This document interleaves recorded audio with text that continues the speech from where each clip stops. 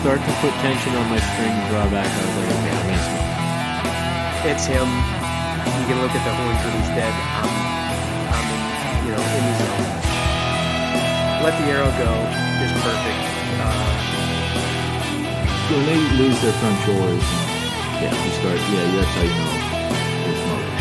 Went about 5-10 more yards. He probably went 20 yards, a little tipped over, tried getting back up. I saw him pull up.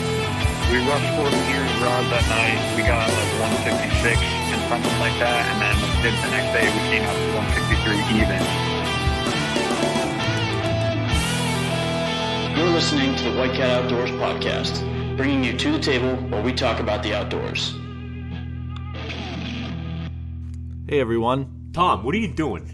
just goofing. Yeah, New boot goofing. we apparently getting real wild. Just jumped right in there. Well, since you're Yeah, talking, Tom, take it what away. episode is it? 66. No, it's not. It is. It is. 66 episodes of the White Cat Outdoors podcast. I'm your co-host, Tom. And tonight in the studio, I have my good brother, Nick, Hey, how's it going? and my good cousin, Frank. What is going on, everybody? And last week, we talked about turkey hunting tactics, what have worked for us. Most of it came from our listeners, so I just want to say thank you for engaging with us and giving us some good topics Before to you talk get about. carried away, Tom, I think we need to sweep the floor a little bit. There's a little house cleaning we got to go over. Yes, Nick, why don't you go over the housekeeping? Yeah, thank you, Tom. So, we've been talking about this big giveaway we're giving away. $500 mobile tree stand setup. 17 cents a day. 17 cents a day. But $5 a month, join it in. First 20, you're getting in on that chance. And we got somebody just signed up this week. So I want to give a shout out to our good buddy over Mr. Ben Gordonier. Glad you like what we're doing and you want to support it, and we can't thank you enough for that. So best of luck in the giveaway, and there will be a lot more giveaways to come. So thanks again for that. Floor's pretty much squeaky clean now, Tom, if you want to jump back in. Yeah, basically last week, thanks to our listeners, we had a lot of questions about turkey hunting tactics and what's worked for us, so we went over that. So we kind of wanted to do a 180 this week and explain what hasn't worked for us. Turkey troubles, if you will. And there's been a lot of them. Yeah. Yeah, because I know the last podcast we just kept bringing up, this worked for us, this worked for us, this worked for us, but it doesn't always work that way unless you're Trevor Kuhn. Trevor's got some pretty good hunts under his belt. That'd be a fun podcast. It would be. But You have to have them around. yeah, we couldn't do a call in. No way. No, not today. No, I'm saying like I wouldn't Ever. do it. Yeah, no. it would Trevor have to would be in person. person, 1,000%. But yeah, so like Tom had mentioned, we're gonna break down some turkey troubles we've had over the years, and hopefully can kind of dive into them a little bit deeper and figure out why it didn't work. And You guys can learn from it. yeah, that way you guys don't make our silly mistakes. And in facto, more turkeys dead this year. Yes. So I So guess where are we starting here? Well, I mean, first one off the top of my head I can think of that was me and Tom setting up on some turkeys. This was probably 2 seasons ago now. We had put some birds to bed, which we had talked about on the last podcast, and how Always a good idea. yeah, if you put them to bed, it helps you get that much closer to them. Yeah. But sometimes you can get a little too close. So Tom and I roosted these birds, went back to camp, laid out our plan, picked almost the exact tree we were going to get to, and got in there nice and early, set up, and as the sun just started coming up, Tom and I noticed a black silhouette up in the tree that resembled the shape of a turkey. And then as it got a little bit lighter, we noticed there 2 more shapes of turkeys, and they were not far at all. I mean, in shotgun range from the ground. That's when you start blasting. That's not ethical, Frank. Yeah, We would never do that was a joke. Never do It could such have a been thing. done. Could have been done. Yeah, but we wouldn't because that's just not our style. We like to play by the rules. Anyways, so as it gets light, we watch these birds, and what we did do right is we didn't do any calling. The birds were right there. There was no need for us to call. So we just waited for them to fly down, and actually what happened is they flew directly overhead. I mean, like right over top of us and landed directly 180 degrees behind us. in shotgun range. But You know, it's tough to make a move like that on a turkey to get a shot. Yeah, if it's in shotgun range, you're not scooting 180 yards around a tree. 180 degrees. That's a big big-ass tree. tree. You said you're not going to scoot 180 yards around a tree. Yeah, it was a big tree. Either that or you're running a lot of circles around a small tree. Yeah, that too. 180 degrees around Yeah. a tree. So me and Tom had to kind of just looked at each other like, well, this sucks. And I think we tried calling a little bit, but I think the birds knew that they had been had, and they worked their way away from us. So that was kind of frustrating, and what I learned from that was not to get too close. Yeah. I think how you could kind of prevent that from happening is if you can do some pre-season scouting and watch where the birds pitch down. Don't sit exactly where they're pitching down. Yeah. You kind of want to be ultimately, if you could set yourself up 30 yards from where they pitch down, so they pitch down 30 yards in front of you, that would be great. We But- should work like that every time. Yeah. Because, birds are very patternable. A lot of times they will roost in the same tree and pitch down into the same area and then work their way to the same strut zone. So you can, set up in hopes that they pitch down right in front of you, that would probably work really well. But you definitely got to do your scouting. Yeah. And the other issue with that is, I don't know how this didn't happen, because it has happened to me before on different occasions when you try and sneak in too close to the roost and blow them out of the roost. And that kind of hoses you big time. Well, we were in stealth mode, that's why. Yeah. We knew that we were right in on them, just not that close. Yeah. Yeah. Because it was actually a pretty narrow stretch of timber that we were hunting, and I think that was part of our issue is that. Did you put those birds to bed Yes, tonight? yeah, we roosted them, but from the road, it was. So you weren't in there. You didn't. We didn't watch them see fly from up. afar. No, we didn't watch Okay. them fly up. We Okay. basically. We just knew they were the woods is probably 200 yards deep by 400 yards long. It's not Okay. a big stretch of woods. We just listened from the road, waited for them to kind of fly up, and then got out. So we knew general area Yeah. that they were and set up. And You weren't general enough. No, we were too close. yeah, too close. But yeah, if you're gonna make the sneak and get right in on the roost, you definitely got to do it early. You don't want to be trying to sneak in there just as the sun's coming up, because they'll pick you out and you'll bust them out of the roost, and then it's Yeah, tough to get them to talk after that. yeah. I've never done it. No. The next scenario I want to go over is actually probably our biggest fault, and it's Tom and Frank's, your guys' long Thanks history. for pointing the finger. Yeah. What I said, it happens a lot is because me and Tom are guilty of this exact same thing. I think everybody is. But I think if we can break it down, because you guys have been doing this similar hunt for a long time, and always what do it's they not say? similar, A dollar it's a the day, same. a day long, dollar short, or something. What's the saying? What? There's a saying. A day late and $1 short. Yeah. I don't know how that has anything to do with this. Yeah. Not really. Not quite. Just throwing in a nice saying there. Yeah. Thanks, Nick. I wasn't even there, so you guys break it down. So what this boils down to is patience. Yeah. And every time we do this particular hunt, we are way too impatient with it.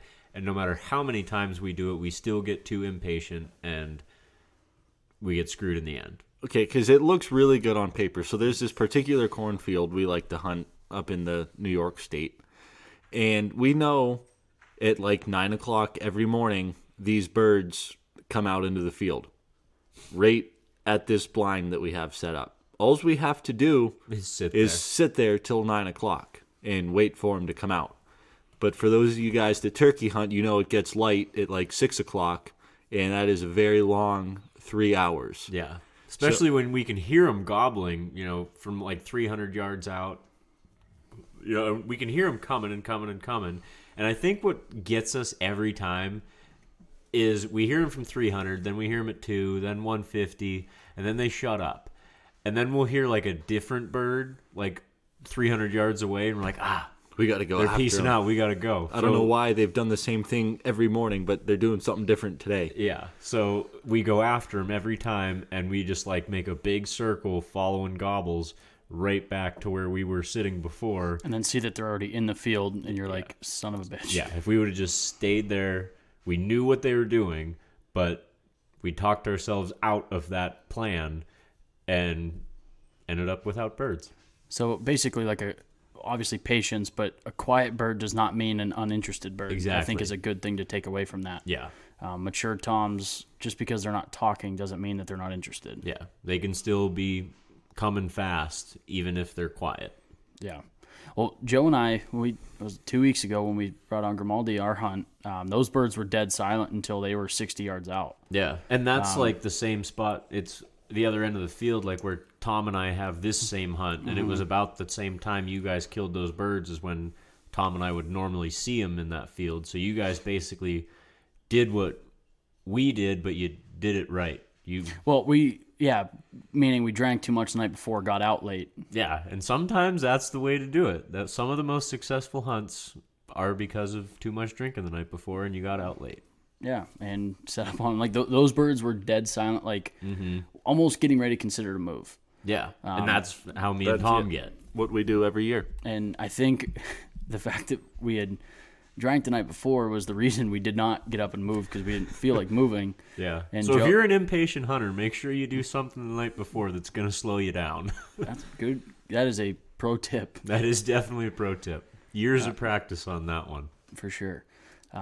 I know Tom and I have gotten extremely impatient on birds before and actually moved in so close, like called to a bird. You know, he's gobbling, and he shuts up. Mm-hmm. And this is before Tom and I started using that back up and then run in tactic, which is really useful. We kind of, I think we came up with that trick because of this hunt. Mm-hmm. We were hunting behind my granddad's and had a bird that was really vocal, and then all of a sudden he shut up. Tom and I felt like we waited 45 minutes. Yeah, but if it feels like it was 45 minutes, 10. it was probably 20. Yeah, and we decided that, well, that bird's got to be uninterested. And this is in our younger years too. Mm-hmm. Way more. I'm still impatient turkey hunting, but this is even worse. I don't know why, but like when I'm deer hunting, I'm a super, super patient deer hunter. Sit all day. Yeah, and like Turkeys, nothing could be going on. 20 minutes, I'm ready to move. Same here. When it comes to turkey hunting, I'm like, let's wrap this shit up. Like, there's got to be birds somewhere else. Let's go. So Tom and I decided to make a move and start working back towards where this bird was.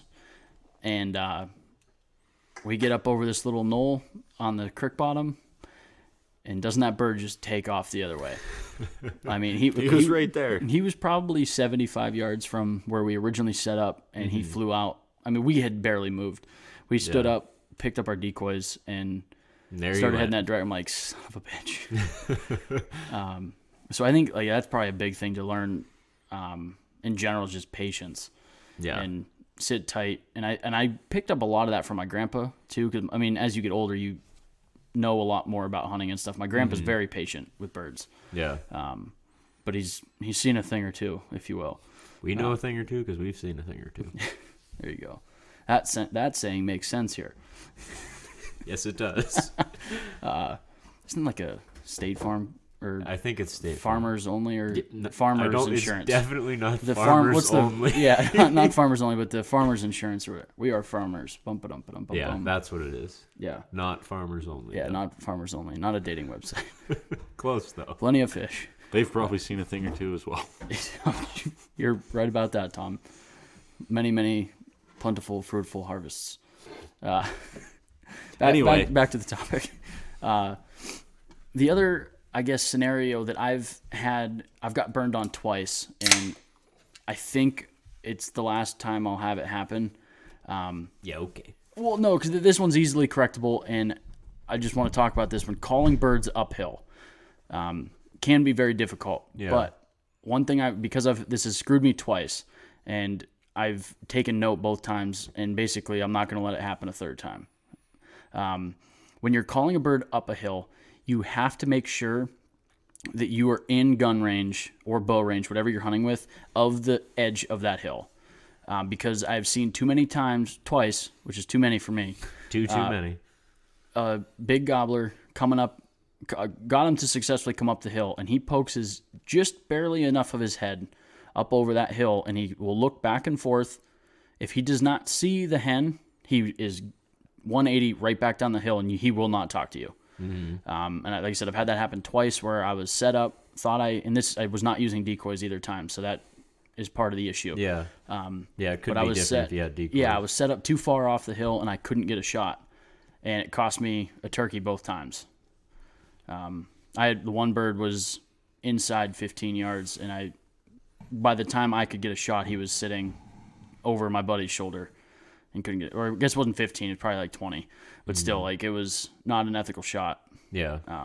But so when you're setting up on hillsides and you're trying to call a bird up the hill, make sure you can shoot right at that crest of the hill where it drops down, because that's where that big Tom is going to stop there and peek around. If the hen that's been calling to him is not visible, he's leaving Losing fast. interest fast. Very quick. Tom and I had that happen to us before, and you got probably 5 seconds. Yeah. If he does not see a hen, he's gone. I think the best way to go about this is if you're like on top of a hill and you hear a bird hammer your call and he's down on the other side of the hill, I think the best thing to do would be like stay where you're at, call again so like he knows exactly where you're at, get him to gobble back, and then move right to the edge of the hill and sit down. Stay quiet. Yeah, looking down the hill. And just stay quiet. That way, when he's working his way up the hill to where he thinks that hen is, you intercepted him 40 yards before he even expects to see the hen. Mm-hmm. Yeah, that's a good point. Those are the big ones for me. Calling on the roost. That's another big one. Why don't you talk about that? Because you've actually made a tactic change. And I did briefly touch on it last week, but I think it's just important to talk about it again. When in the natural turkey woods, when a gobbler gobbles on the roost and he hears his hens answer back, it's natural for the hens to fly down first and go to the gobbler. Once the gobbler sees the hens underneath his tree is when he pitches down. So if you're got a gobbler and you're calling and he's hammering back and you're calling and he's hammering back, in that gobbler's mind you're coming to him and he's just going to hang up in that tree and wait for that hen to come in, which it's never going to because it's you. And then he's going to think, okay, something's up, this hen should have been here, and he's probably going to pitch down and shut up because Yeah. Okay, so I got a question to throw at you. If for some reason somebody were heading out of state and they were going into a block of timber that they've never been in, would you call in the morning? I would use locator calls. I wouldn't use a hen call. So you would, like, early morning while they're still in the roost, what would you do, I guess? We're going out of state in a couple weeks. Yeah. We're going to be going into timber we've never hunted before. What's your plans for the morning hunt? Owl hoot. Owl hoot on the roost? Yeah. Just a shock gobble. Yeah, because we're not going to get there until Friday night well after dark. We're not going to have an opportunity to try and Yeah, put that's them what to I'm bed talking that about, because I night. know I call when they're on the roost. And I'm curious to what your plan is. Yeah, I would try for an with- area that you didn't get to roost birds. Yeah, I would try and get them to shot gobble with either a crow call or an owl hoot, just so I can locate where they're at, and which will help me with my first initial setup. But then, we're going to hunt Saturday morning, obviously, and then I plan on the rest of the day Saturday scouting, trying to figure out as much information about the area as I can. Yeah, we'll break down that whole trip before we go. But when are you guys leaving for that? Opening weekend, which is April 24th for Ohio. Yeah. I had a dream about that last night. A lot of birds dead. No, a lot of people in the woods. I bet your dream's pretty spot on. No, I'm really hoping it's not spot on. There was literally groups of 60, 70 people all. Yeah, I'm sure that's not going to be It was like opening day of trout with your turkey season. Yeah. Every tree is shoulder to shoulder. That could be wild. Yeah. I was a little irritated, but turns out it's just a dream. I'm hoping that's not the case. I'd be shocked if it was. Yeah. That's going to be a fun little hunt for sure. But like I said, we'll break that down more. I just wanted to bring up that because it's easy to not call in the morning if you know where the birds are, but if you're hunting uncharted territory. When we went to Maryland a couple years ago, we got in kind of late when the birds had already roosted, and we just kind of walked up and down the road. It was like right after they would have roosted, so they were still talking a little bit, so we just walked up and down the road, and we were like where we were at, it wasn't like you're walking on a main road. It was back in. It's like a camp road. Yeah, basically. It was just a one-lane dirt like a road four-wheeler through the path, mountains. pretty much, yeah, yeah. basically. 4-wheel drive was the only way you were getting through there, put it that way. So we just walked up and down those roads and just tried to hear the birds talking a little bit. And me and Tom located some that were still talking a lot and gobbling a little bit. And they were roosted, but it helped us locate them the night before, even though we couldn't really put them to bed per se because they were already roosted. But we were able to locate them. Gotcha. Yeah, that's a good point because it's not like they shut up when they hit the tree. Yeah, they keep talking. Me and Keith found a turkey feather on that walk we did. I think that was me and you. Oh, that was you. That Yeah, was like 100 yards from camp down the hill. I knew we were in the turkey woods. So, I'm trying to think of any other fallen trees for whatever reason can be a bitch. Old fence lines. And fence lines. Creek bottoms, yeah. For whatever, well, I guess what I'm getting at here is turkeys, for whatever reason, you can bring a bird 200 yards through the woods, and the stupidest thing will hang that bird up. I don't know what it is, and I think, my personal opinion, if you don't want to put any obstacles in between, like your totally direct agree. line between a turkey and obviously, like, you can't predict what's out there 200 yards away, but if you're talking that something out there in gun range, 40 yards, 50 yards, somewhere that's like just on that edge, get somewhere where that's not your issue. Too many times I've had birds get hung up on a stupid log, and they kind of look around, they do their strut circle right at that log, and then they walk the other way. Yeah, it's really easy to like combat that when you said something about like ravines. If you look at topo maps where you're hunting, because that was where we're at in Northwest PA, you don't have a lot of hills and ravines. You have a couple, but for the most part, you're not really dealing. It's like more rolling hill than anything. You don't have any like deep guts or anything. But in Maryland was where I really saw this for sure. Like Maryland was tough terrain. It was very hard, and you would have birds 100 yards away, but there would be a deep ravine between you and them. And the ravine, the birds would only have to cover very little ground or they could fly across in 20 yards. It was nothing for them to get across it, but it was almost impossible to call those birds over, from ridge to ridge. Yeah. It wasn't far, but they would not do it. They'd come to the edge to where of their you ridge. could see them on their ridge, and then they'd peace out. They're like, I'm not going over there.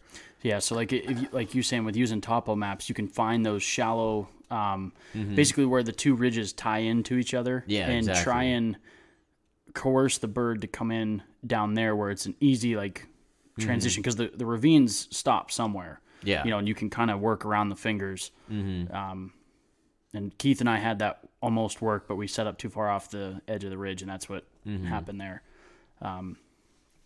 And then even we've had issues calling them out of fields. Like we've snuck up 2 field edges. That's another issue I haven't quite calling them into a field. Yeah, it seems. Yeah, you almost have to be in the area they are.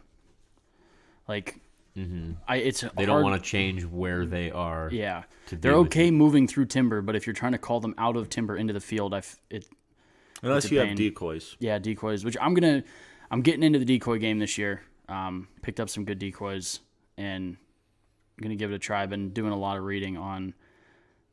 I for years, all I did with decoys was like I figured I needed a Jake and 2 hens year round. Didn't matter. Yeah. And the more I read, there's different times of the season when just a gobbler is sufficient, or a breeding pair. So I'm gonna try some different things. The only thing I'm worried about is public land and using like gobbler decoys. Yeah, it's a good way to get them shot. Yeah, I mean, you would think somebody, if if you think you're smart enough to get inside range on a turkey that hasn't moved since you spotted it, Or made a sound. or yeah, The sound's about 30 yards that way, but I'm pretty sure it's him. yeah, and he hasn't moved position, but it's him. He's been holding full strut for a half hour. It's probably him. It's a common thing turkeys do. Yeah. So I'm a little weary, but people are idiots. Yeah. So, You can never be too careful, especially when you're turkey hunting, because people do public get land. stupid turkey yeah. hunting. That's why that reaping is illegal in a lot of states. Yeah. I would love to reap a turkey. Yeah, that would be a lot of. It's definitely legal in Pennsylvania. Yeah, and I don't know about Ohio, but we're hunting public, and I'm not reaping. I would on public. never do it on public Absolutely land. not. I would never do it on public What land. exactly is that when you like stalk them with a decoy? Yeah, when you're like behind the decoy, it seems very effective, especially on aggressive birds. I don't know how well it would work in PA just because of all the pressure that we have, but Yeah, I've seen heard- a lot of videos of it working other places, but I feel like they're a lot less pressured birds. I've heard from Westerners that if you can kill a bird in PA, you can kill a bird anywhere, just because Yeah. of. And I think that's just due to pressure. I totally agree. I'm sure New York's got to be very similar. New York's turkey pressure is very, very high. I mean, opening weekend in Maryland was not that busy. Me and Keith are the only ones that ran into another hunter, and we hunted 4 or 5 days. Yeah, me and Tom saw like one person walking like 100 yards away from us, but we didn't run into anyone like face to face. Like Yeah. we never got a hunt interrupted. Yeah, we never had a hunt interrupted. We came up to a guy just after he had killed. Yeah. But like in PA or New York, you can almost guarantee that If you you're will on have public, yeah, you're going to run into people. Yeah. I've ran into people in private. Whoops. Yeah.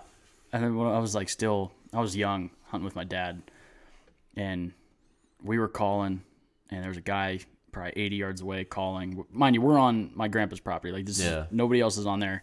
My dad's like, oh, hey, there's a hen out there. Like maybe there's a gobbler or stuff. And next thing I noticed like a flash of orange by this tree, and I'm like, Dad, I think that's another hunter. And he's like, no, like we're on grandpa's property. Like they're like No one's out I was young enough to where he didn't think I knew, property boundary kind of thing. I'm like, Yeah. I think there's another guy over there.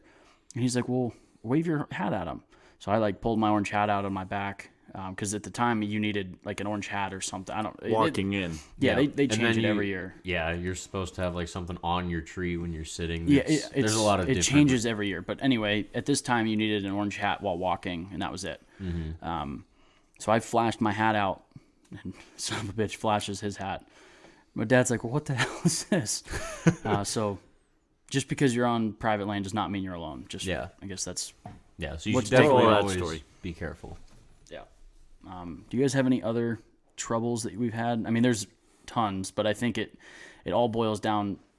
Patience is the biggest thing. Definitely. I don't know if you guys have any other bullet points. I guess that's the biggest for me is patience, and I lack patience for turkey I hunting. totally lack patience, and I will tell people all day long that you have to be patient with turkeys, but I can't see myself being patient with turkeys anytime in the near future. You talk, no matter how much I yourself try. into being able to sneak in on them very easily. Yeah.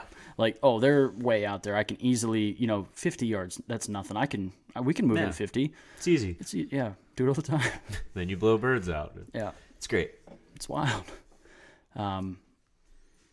Tom, Yeah, totally just be patient. patience. I wanted to talk to Tom a little bit about his change with his cutting his calling back too, because that's something that I've struggled with, is calling too much, and I want to just bring it up to Tom. Like, I know you've significantly cut your calling back, and where did you get that idea, or is that come kind of back to your natural way a turkey Yeah, does its thing? basically, when I'm in the turkey woods, one of the best things you can do is call in hens or listen to hens Yeah. to gain knowledge on, how they're interacting with each other. Because if basically you want to be as realistic as possible, and there's nothing more realistic than an actual hen.